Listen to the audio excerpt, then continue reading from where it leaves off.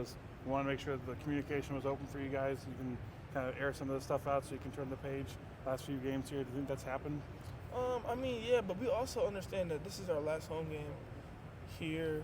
I mean, for guys like me, Marty, a couple other guys. So it's just like, what do you want to leave on the table?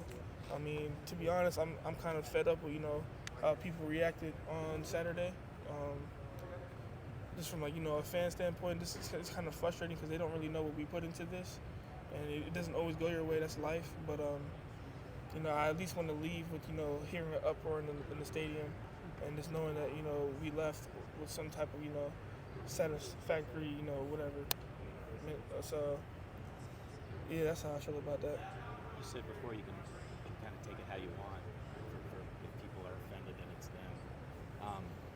Is it something that you feel like you saw at any point this season where everybody hasn't been on the same page? And maybe that's a hard question to answer because I'm not asking you to throw teammates under the bus, but it seems like when you hear multiple players say something like that, it's not coming out of nowhere. Yeah. That makes sense. I mean, you gotta understand that when people usually speak like that, it's a lot of it's out of frustration. Yeah.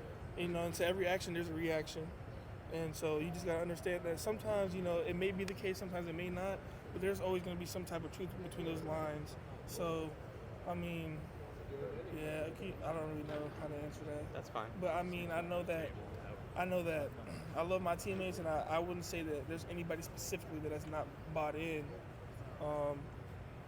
You do this thing every day, so I mean, even as 18 to 22-year-old guys or 23-year-old guys, this gets tiring, and you're gonna have a moment where you may need to get picked up, and that's what we have to do better as a team is just make sure that we have everybody on board. And for the guys that are lacking a little bit of motivation, we just have to make sure we find ways to keep them locked in and motivated. As a veteran guy who's been through a lot in this program, how do you keep younger guys' confidence up when the results aren't going your way? Like you were talking about, it's not always going to go your way. Like, how do you keep guys up when the losses kind of mount up? I just try to take care of our little corridor. So what I do is, like, for instance, on Sunday, I just, you break it down and you just kind of talk to the guys, and we understand that for our defense to be successful, it starts with us as a D-line.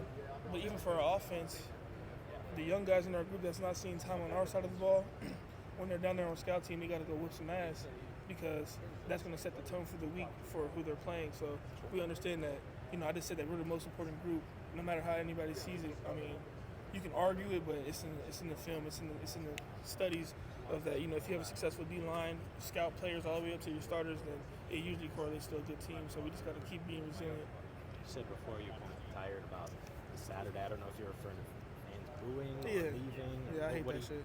It's the booing part. Yeah,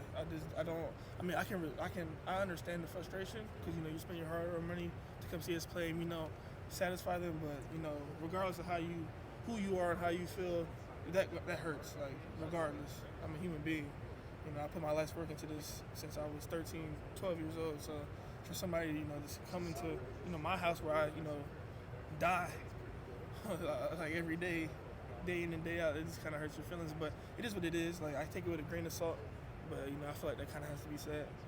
Rodas, sorry if you've been asked this already, but just what kind of response have you seen from your teammates this week, and are you happy with it? Like I said earlier, it's just about this is our last home game, and it's more so about the people that have put the most time here and done the most dirty work to pour into this program. So you just got to understand, like, for me, like, even for a guy like Marty, who's is a big special teams role, like, that's somebody that I respect like a lot because I know what he puts into this team. And so it's like I'd be damned if I just let him go out on that L or let him just disappoint him. I don't like seeing that. We've seen that the past few years losing to Minnesota at the end of the year. You can just kind of see the seniors just leaving on a bad note, and it just leaves a bad taste in your mouth. And I mean, now that I'm a part of that group, it means a lot more to me, kinda. But at the same time, like, it's more so about my brothers. That's what I really think about. You talk about how much respect you have for Marty.